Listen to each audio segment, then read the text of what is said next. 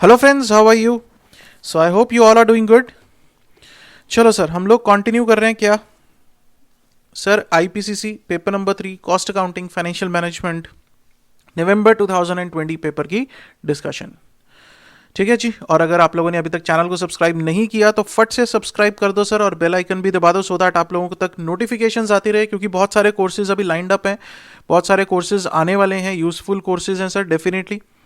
ठीक है, तो जल्दी से प्रेस कर दो. और अगर आप लोगों ने अभी तक मोबाइल ऐप नहीं डाउनलोड किया तो एक बार वो भी डाउनलोड करो ज़रूर. वहाँ पर चेक करो, बहुत सारे कोर्सेज हैं, डिस्काउंट्स भी हैं अभी तो.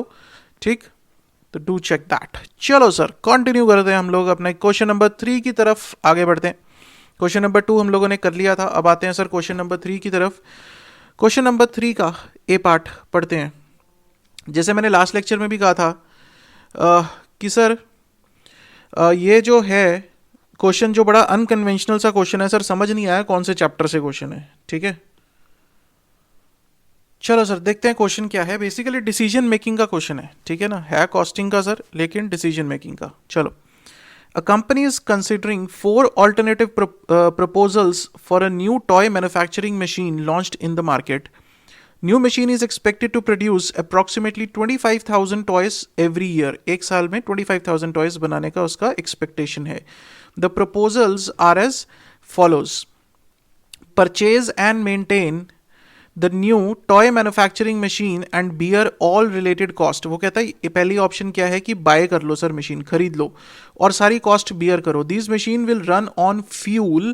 The average cost of a machine is 10 lakh. Life of the machine is 4 years with the annual production of 25,000 toys and the resale value of 2 lakh at the end of the 4th year. ठीक है जी, कोई दिक्कत इसमें? Scrap value दे रखी है basically 2 lakh की, और जो मशीन की वैल्यू है वो 10 लाख है, 4 साल की लाइफ है, 25,000 टॉयज बना रहे हैं सर, दिक्कत ही कोई नहीं. So this is the first proposal.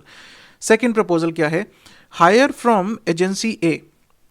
It can hire the machine from the agency A and pay the higher charges at the rate of rupees 20 per toy and bear no other cost. Sir ये other cost कौन सी है? आएगी आगे अभी. ठीक, तो घबराने की जरूरत नहीं है कि अदर कॉस्ट कौन सी है. आगे बढ़ते हैं. Hire from agency B.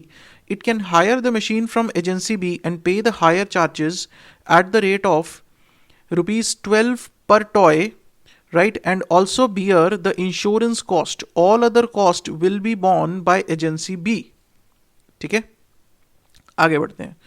वो कहता है सिर्फ और सिर्फ इंश्योरेंस कॉस्ट देनी है, बाकी सब एजेंसी की सिरदर्दी है, वो अपने आप देखते रहेंगे. Hire from agency C. Hire machinery from agency C at 2,50,000 per year.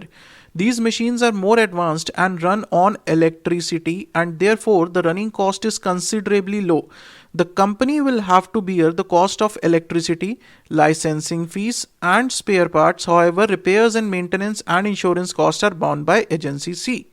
ठीक है सर, बड़ा सर दिक्कत है सर, क्या cost cost cost cost cost को याद नहीं रही. आगे बढ़ते हैं. The following further details are as available. लो भैया, आगे आपकी कॉस्ट. पहली चीज क्या? The cost of fuel. क्या बोलता है? कॉस्ट ऑफ फ्यूल कितनी है? 8 per toy. Cost of spare parts कितनी है?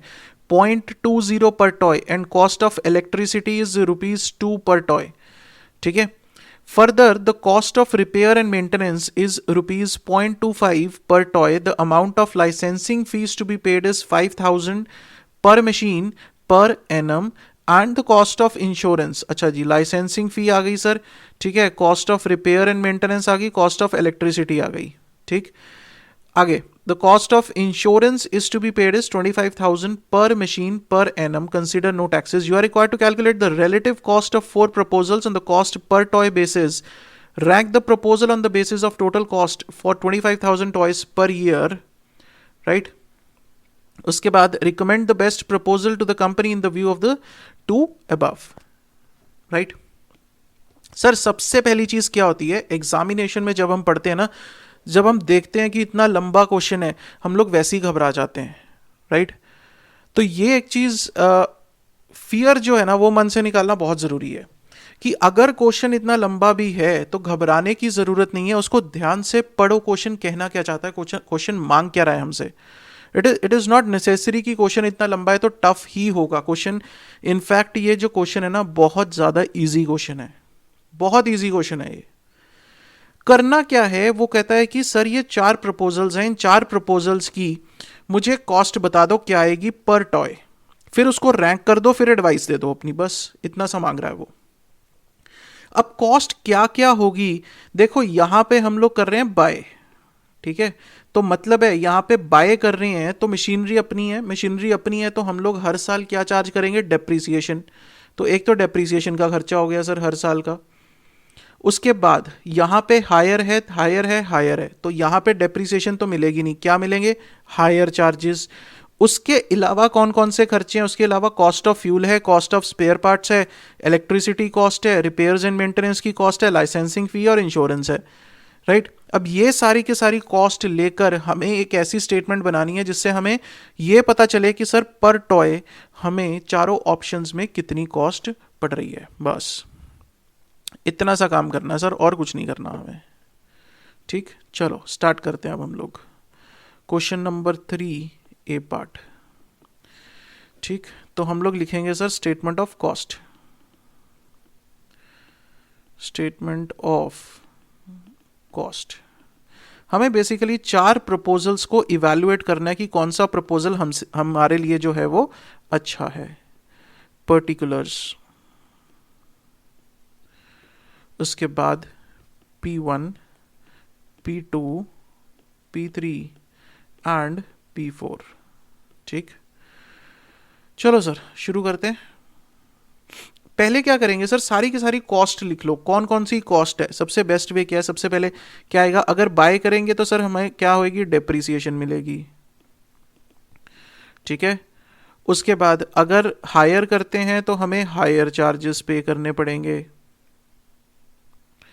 उसके बाद क्या होगा सर, उसके बाद आएगी सर फ्यूल की कॉस्ट, और कौन कौन सी कॉस्ट है, फ्यूल कॉस्ट है।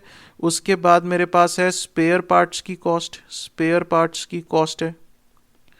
उसके बाद कौन सी है सर, इलेक्ट्रिसिटी की कॉस्ट है। क्वेश्चन पढ़ो ध्यान से, उसने सारी कॉस्ट दे रखी है एक साथ, इलेक्ट्रिसिटी कॉस्ट है। फिर मेरे पास है sir repair and maintenance cost, repair and maintenance cost, ठीक। उसके बाद मेरे पास है सर लाइसेंसिंग फी, ठीक। उसके बाद हमारे पास है इंश्योरेंस। बस ये सारी की सारी कॉस्ट है, और 4 प्रपोजल्स में हमें इस कॉस्ट को डिवाइड करना है। अब पहले प्रपोजल की बात करते हैं सर, पहले प्रपोजल में वो क्या कहता है, आ जाओ। पहले प्रपोजल में वो कहता है कि सर खरीद लो, मशीन खरीद लो, 10 लाख की मशीन है, उसकी जो स्क्रैप वैल्यू है 2 लाख है। तो अगर डेप्रीसिएशन चार्ज करनी हो तो कैसे करोगे sir, 10 lakh minus 2 lakh divided by कितने साल, 4 साल, तो ये 2 लाख रुपए की डेप्रीसिएशन हर साल की आएगी, ठीक है। तो पहला खर्चा तो आ गया सर डेप्रीसिएशन का, कितना, डेप्रीसिएशन इज 2 लाख। क्या बाकी केसेस में डेप्रीसिएशन आएगा, नहीं सर कुछ नहीं आएगा। आ जाओ, अब इसमें क्या कहता है कि सर 2 चीजें हैं, पहले प्रपोजल में 2 चीजें इंपॉर्टेंट है। क्या, पहली चीज तो कहता है कि सर ये जो मशीन है वो फ्यूल पे चलेगी। अगर ये मशीन फ्यूल पे चलेगी इसका मतलब है इलेक्ट्रिसिटी का कोई खर्चा नहीं होगा, राइट। और दूसरी चीज उसने कहा कि bear all the related cost, कहता बाकी सारी कॉस्ट आपको ही बियर करनी है, और कौन करेगा, ठीक है ना। यूनिट्स कितने बना रहे हैं हम यहां पे, हम लोग अगर यूनिट्स की बात करें, यहां पे हम लोग यूनिट्स कितने बना रहे हैं सर, यूनिट्स बना रहे हैं हम 25,000 यूनिट्स, 25,000 यूनिट्स। अब इस केस में, पहले प्रपोजल के केस में सर हायर चार्जेस तो होंगे नहीं, बिल्कुल नहीं होंगे। फ्यूल कॉस्ट होगी, बिल्कुल होगी सर। फ्यूल कॉस्ट है कितनी, फ्यूल कॉस्ट दे रखी है उसने 8 रुपीज पर टॉय, तो 25,000 टॉयज पे कितनी, 2 लाख की। उसके बाद स्पेयर पार्ट कॉस्ट बिल्कुल बियर करनी है, कितनी है सर, 0.20 पर टॉय, तो 25,000 टॉयज पे कितनी है, 5,000 की। सर इलेक्ट्रिसिटी कॉस्ट, अब यहां पर गलती के पूरे पूरे चांसेस हैं। देखो प्रपोजल 1 में उसने स्पेसिफिकली कहा है कि ये जो मशीन है वो फ्यूल पे चलेगी, और अगर फ्यूल पे चलेगी तो इसका मतलब है इलेक्ट्रिसिटी का खर्चा नहीं होगा। यहां पर गलती के पूरे पूरे चांसेस है कि हम लोग सर गलती करें, तो इलेक्ट्रिसिटी कॉस्ट यहां पर नहीं होगी। रिपेयर्स एंड मेंटेनेंस कॉस्ट बिल्कुल होगी सर, 25 पैसा पर टॉय, तो उसके हिसाब से क्या आएगा सर, 6,250 50, लाइसेंसिंग फ़ी हमें दे रखी है 5,000 की, और जो इंश्योरेंस है सर, इंश्योरेंस भी दे रखी है 25,000 की, राइट, पर मशीन पर एनम। तो हम लोग पर एनम का खर्चा निकाल रहे हैं। अब प्रपोजल 2 की बात करते हैं सर। प्रपोजल 2 में उसने क्या कहा, ये प्रपोजल 1 हो गया। प्रपोजल 2 में उसने कहा कि एजेंसी ए से हायर करो और सिर्फ हायर चार्जेस पे करने 20 रुपए पर टॉय। तो 25,000 टॉयज पे कितने, 5 लाख रुपए। कहता और कोई कॉस्ट आपने बियर नहीं करनी, सारा खर्चा उसका। तो इसका मतलब है इस केस में सिर्फ और सिर्फ हमारे पास ये वाला खर्चा है, उसके बाद हमारे पास कोई खर्चा नहीं है, कुछ नहीं है सर। चलो, उसकी सिरदर्दी आ जाते हैं एजेंसी बी के केस में। वो कहता है कि सर हायर चार्जेस पे करने हैं 12 रुपीज़ के हिसाब से, राइट, प्लस आप लोगों ने इंश्योरेंस देनी है। इंश्योरेंस कितनी है सर, 25,000 की। कहता बाकी और कोई खर्चा नहीं देना, दो चीज़ें देनी है, क्या, हायर चार्जेस और इंश्योरेंस। तो हायर चार्जेस कितने हुए इसके हायर चार्जेस हुए 3 लाख, ठीक है, 25,000 यूनिट्स मल्टीप्लाइड बाय 12,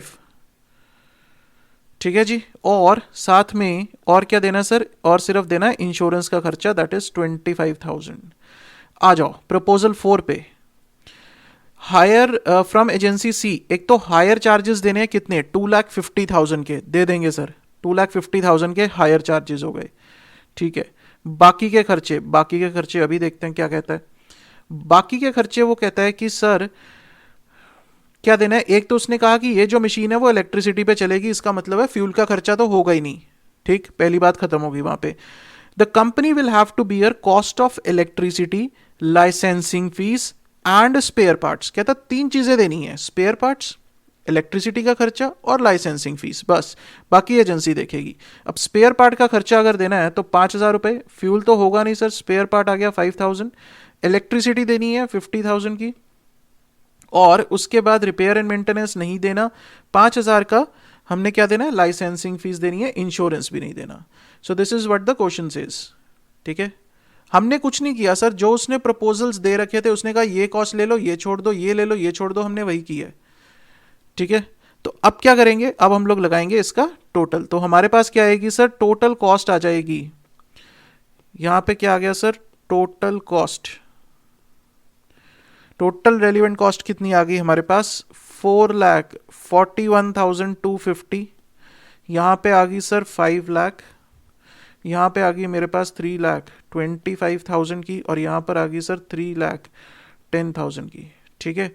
अब मैं क्या करूँगा, मुझे क्या चाहिए, मुझे चाहिए कॉस्ट पर टॉय। तो नंबर ऑफ टॉय से इसे मैं कर दूंगा डिवाइड, दैट इज 25,000 टॉयज हैं मेरे पास, तो 25,000 से मैं क्या करूंगा, इसे डिवाइड करूंगा, 25,000 तो मेरे पास क्या आएगी सर, मेरे पास आ जाएगी कॉस्ट, मेरे पास क्या आ जाएगी, cost per toy, cost per toy, ठीक। कॉस्ट पर टॉय कितनी आ रही है सर, 17.65, 20, देन 13 एंड 12.4। अब उसने क्या कहा सर, उसने यही तो मांगा था, कॉस्ट पर टॉय चाहिए मुझे, पर टॉय की कॉस्ट निकाल दी। उसके बाद उसने कहा सर रैंकिंग करके दो। मैंने कहा लो भैया रैंकिंग कर देते हैं।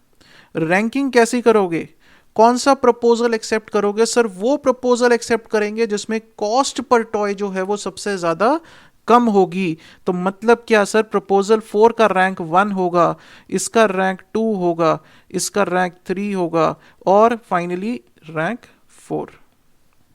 क्लियर है। So this is the ranking required. Part 2 में उसने क्या कहा था, उसने कहा था पहले कॉस्ट बता दो, उसके बाद उसने कहा रैंकिंग कर दो, और उसके बाद उसने कहा ranking on the basis of total cost.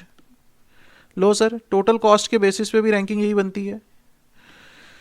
चलो उसके बाद recommend the best proposal to company in the view of to above. Best proposal क्या है, एडवाइस की sir go for proposal number 4 as the total cost is the lowest in proposal number 4, ठीक है ना। उसमें हमारी जो प्रपोजल कॉस्ट है प्लस एक और चीज है, एक तो कॉस्ट कम है, दूसरी चीज इसमें एक चीज और लिख सकते हो क्या, कि ये एडवांस्ड मशीन्स हैं, राइट, इनकी रनिंग कॉस्ट जो है वो लो है।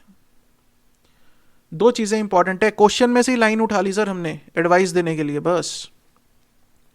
क्लियर है। So this is how this question was to be attempted.